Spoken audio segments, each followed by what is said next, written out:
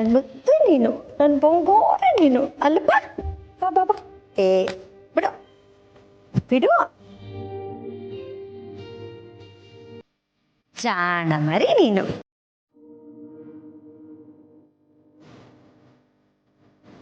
ಹೇಳಿ ಆ ಮಾಡುತ್ತಂದ. ಆ ಜಾಣ ಜಾಣ ಜಾಣೆ.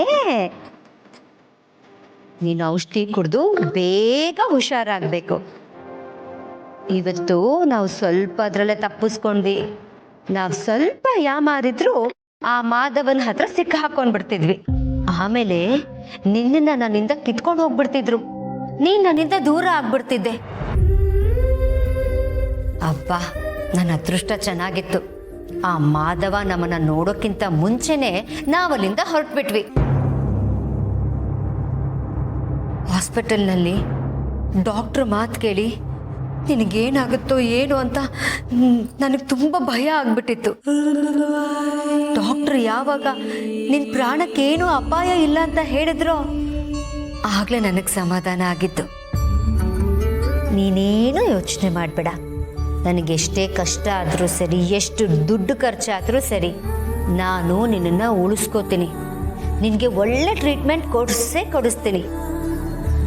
ನೀನು ಚೆನ್ನಾಗಿರ್ಬೇಕು, ಖುಷಿಯಾಗಿರ್ಬೇಕು. ನೀನು ಹೀಗೆ ನನ್ನ ಜೊತೆ ಆಟಾಡ್ತಾ ನನಗೆ ಕಾಟ ಕೊಡ್ತಾ ಇರಬೇಕು. ಇಲ್ಲಿ ಯಾರೂ ಬರಲ್ಲ, ನಮಗೆ ಯಾರ ಕಾಟನೂ ಇಲ್ಲ. ಈಗ ನಾವು ಇಲ್ಲಿಂದ ಎಲ್ಲೂ ಆಚೆ ಹೋಗೋದು ಬೇಡ. ಆ ಮಾಧವನ್ ಮನೆಯವ್ರ ಕಣ್ಣಿಗಾಗ್ಲಿ, ಆ ಪೊಲೀಸ್ನವ್ರ ಕಣ್ಣಿಗಾಗ್ಲಿ ನಾವು ಬೀಳಬಾರ್ದು. ಎಲ್ರೂ ನಮ್ಮನ್ನ ಹದ್ದಿನ ಹಾಗೆ ಹುಡುಕ್ತಾ ಇರ್ತಾರೆ. ಅವ್ರ ಪಾಟಿಗೆ ಅವ್ರು ಹುಡುಕ್ಲಿ, ನಾನು ನೀನು ಇಲ್ಲೇ ಆರಾಮಾಗಿ ಬಚ್ಚಿಟ್ಕೊಂಡ್ಬಿಡೋಣ. ಇಷ್ಟಕ್ಕೂ ಮಾಧವ ಏನಕ್ಕೆ ಹಾಸ್ಪಿಟಲ್ಗೆ ಬಂದಿದ್ದ? ಇನ್ನೇನಕ್ಕೆ ಬಂದಿರ್ತಾನೆ? ನೀನು ಆ ಮನೇಲಿ ಇಲ್ವಲ್ಲ, ಅದಕ್ಕೆ ಆ ಪೂರ್ಣಿಗೋ ಅಥವಾ ತುಳಸಿಗೋ ಆರೋಗ್ಯ ಹಾಳಾಗಿರುತ್ತೆ. ಅದಕ್ಕೆ ಹಾಸ್ಪಿಟಲಿಗೆ ಅಡ್ಮಿಟ್ ಮಾಡಿರ್ತಾರೆ.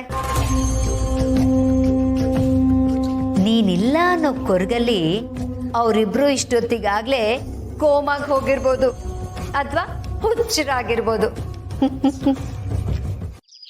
ಅಮ್ಮ, ನಮ್ಮ ಮೀರಾ ಬೇಗ ಸಿಗ್ಲಿ ಅಂತ ದೇವ್ರನಾಮ ಬರಿತಿದ್ದೀರಾ, ಅದು ಒಳ್ಳೇದೇ. ಆದರೆ ಈಗ ಊಟ ತಿಂಡಿ ಬಿಟ್ಟು ಕೂತ್ರೆ ನಮ್ಮ ಮೀರಾ ಸಿಕ್ಬಿಡ್ತಾಳ? ಹಾಗೇನಾದರೂ ಸಿಗ್ತಾಳೆ ಅಂದರೆ ಹೇಳಿ, ನಾನು ಎಷ್ಟು ದಿನ ಬೇಕಾದರೂ ಉಪವಾಸ ಮಾಡೋಕ್ಕೆ ರೆಡಿ ಇದ್ದೀನಿ. ನನಗೂ ಹೇಳಿ. ಮೀರಾ ಇಲ್ಲದೆ ನನ್ನ ಕಂಟ್ಲಲ್ಲಿ ಒಂದು ತುತ್ತು ಇಳಿಯಲ್ಲ.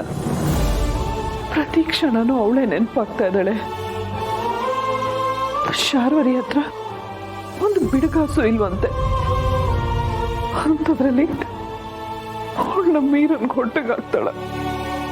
ನನ್ನ ಕಂದ ಅಲ್ಲಿ ಹಸುಕೊಂಡಿದ್ದಾಗ ನಾನಿಲ್ಲಿ ಹೇಗೆ ಊಟ ಮಾಡಲಿ? ಅಮ್ಮ, ನೀವು ಹೇಳ್ತಿರೋದು ನಂಗೆ ಅರ್ಥ ಆಗ್ತಿದೆ. ಆದರೆ ಮನೆಯಲ್ಲಿ ಎಲ್ರಿಗೂ ಧೈರ್ಯ ಹೇಳೋ ನೀವೇ ಈಗ ಊಟ ತಿಂಡಿ ಬಿಟ್ಟು ಧೈರ್ಯ ಕೆಟ್ಟರೆ ನಮಗೆಲ್ಲ ಕೈ ಕಾಲೇ ಆಡಲ್ಲ. ಪ್ಲೀಸ್ ಅಮ್ಮ, ಸ್ವಲ್ಪ ಆದರೂ ಏನಾದ್ರು ತಿನ್ನಿ. ಆ ಶಾರ್ವರಿ ಪೇಪರ್ ನೋಡಿ ನಮ್ಮನ್ನು ಕಾಂಟ್ಯಾಕ್ಟ್ ಮಾಡೋವರೆಗೂ ನಾನೊಂದು ತೊಟ್ಟು ನೀರು ಕುಡಿಯಲ್ಲ. ಆ ಶಾರ್ವರಿ ಹತ್ರ ಬಿಡುಗಾಸು ಇಲ್ಲ ಅಂತಿದ್ದೀರಾ, ಅಂಥದ್ರಲ್ಲಿ ಅವಳು ಪೇಪರ್ ತಗೊಂಡು ಓದ್ತಾಳ, ನಮ್ಮನ್ನ ಕಾಂಟ್ಯಾಕ್ಟ್ ಮಾಡ್ತಾಳ?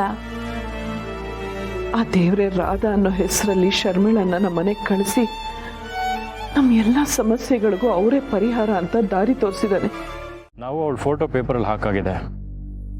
ಸ್ವಲ್ಪ ದಿನ ವೇಟ್ ಮಾಡಿ ನೋಡೋಣ. ನಮ್ಮ ಅದೃಷ್ಟ ಚೆನ್ನಾಗಿದ್ರೆ ಅವಳು ಇವತ್ತಲ್ಲ ನಾಳೆ ಈ ಫೋಟೋ ನೋಡ್ತಾಳೆ. ಆಗ ಖಂಡಿತ ನಮಗೆ ಕಾಂಟ್ಯಾಕ್ಟ್ ಮಾಡ್ತಾರೆ. ಅಕಸ್ಮಾತ್ ಆ ಶಾರ್ವರಿ ಫೋಟೋ ನೋಡಿಲ್ಲ ಅಂತಂದ್ರೆ ನಾವು ಪೇಪರಲ್ಲಿ ಹಾಕ್ಸು ಏನೂ ಯೂಸ್ ಇಲ್ಲ. ಅವಳು ನೋಡಲ್ಲ ಅಂತ ನಾವು ಯಾಕೆ ಅನ್ಕೋಬೇಕು? ಅವಳು ನೋಡ್ತಾಳೆ ಅಂತ ಭರವಸೆ ಇಟ್ಕೊಳ್ಳೋಣ. ಸರಿ, ಒಂದು ಸ್ವಲ್ಪ ದಿನ ವೇಟ್ ಮಾಡೋಣ. ನಾವು ಶರ್ಮಿಳಾ ಫೋಟೋ ಪೇಪರಲ್ಲಿ ಹಾಕ್ಸಿದ ಮಾತ್ರಕ್ಕೆ ಶಾರ್ವರಿ ಸಿಗ್ತಾಳೆ ಅಂತ ಹೇಳಕ್ಕಾಗಲ್ಲ. ಹಾಗಂತ ನಮ್ಮ ಪ್ರಯತ್ನ ನಾವು ಬಿಡೋದು ಬೇಡ. ನಾವು ಶಾರ್ವರಿನ ಹುಡ್ಕೋದನ್ನ ನಿಲ್ಸೋದು ಬೇಡ. ಅಷ್ಟರಲ್ಲಿ ಅವಳೇನಾದ್ರೂ ನಮ್ಮನ್ನ ಕಾಂಟ್ಯಾಕ್ಟ್ ಮಾಡಿದ್ರೆ ಹಾವು ತಾನಾಗ್ತಾನೆ ಹದ್ದನ್ನ ಹುಡ್ಕೊಂಬಂದ ಹಾಗೆ. ಆಮೇಲೆ ಆ ಶಾರ್ವರಿನ ಹಿಡಿದು ನಮ್ಮ ಮೀರಾ ಪಾಪನ ನಾವು ಪಡ್ಕೋಬಹುದು.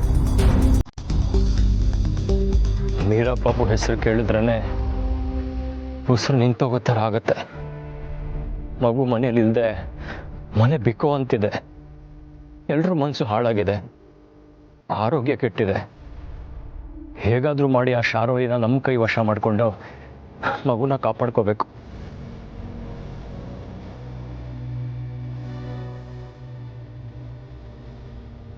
ಅಣ್ಣ, ನನ್ನನ್ನು ಕ್ಷಮಿಸ್ಬಿಡಿ.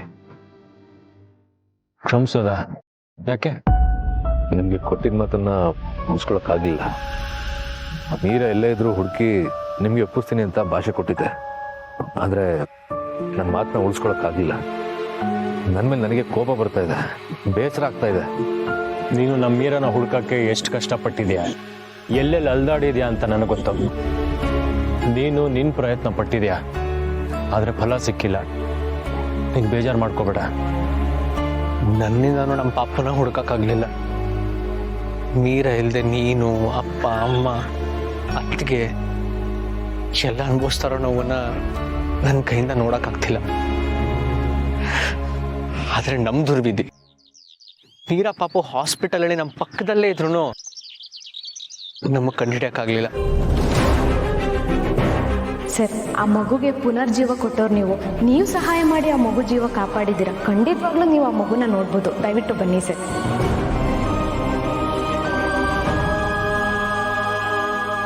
ನನ್ನ ಮಗು ಹಾಸ್ಪಿಟ್ಲಲ್ಲಿ ನರಳ್ತಾ ಇದ್ಲು. ನಾನೇ ಟ್ರೀಟ್ಮೆಂಟ್ ಕೊಡಿಸ್ದೆ, ಆದರೆ ಮಗು ಮುಖನೇ ನೋಡಿಲ್ಲ. ನಾನು ಆಗಲೇ ಹೋಗಿ ಮಗು ಮುಖ ನೋಡಿದಿದ್ರೆ ಇಷ್ಟೊತ್ತಿಗೆ ಮೀರಾ ನನ್ನ ಜೊತೆ ಆಟ ಆಡ್ತಿದ್ಲು. ಬ್ರೋ, ಸಮಾಧಾನ ಮಾಡ್ಕೊ, ಇಷ್ಟೊಂದು ನೊನ್ಕೋಬೇಡ. ನಮ್ಮ ಮೀರಾ ಪಾಪುಗೆ ಏನೂ ಆಗಲ್ಲ. ಅವಳು ಹೀಗೆ ನಮ್ಮ ಅಕ್ಕಪಕ್ಕ ಸುಳಿದಾಡ್ತಿದ್ದಾಳೆ ಅಂದಮೇಲೆ ಅವಳು ನಮಗೆ ಸಿಗ್ತಾಳೆ. ಹೌದು ಅಣ್ಣ, ಪಾಪುನ ಆದಷ್ಟು ಬೇಗ ಹುಡ್ಕೋಣ. ಆ ಶಾರ್ವರಿ ಪಾಪುನ ಹಾಸ್ಪಿಟ್ಲ್ವರೆಗೂ ಕರ್ಕೊಂಬಂದು ಟ್ರೀಟ್ಮೆಂಟ್ ಕೊಡ್ಸಿದಾಳೆ ಅಂತಂದ್ರೆ ಅವಳಿಗೆ ಪಾಪು ಸೇಫ್ ಆಗಿರೋದು ಮುಖ್ಯ.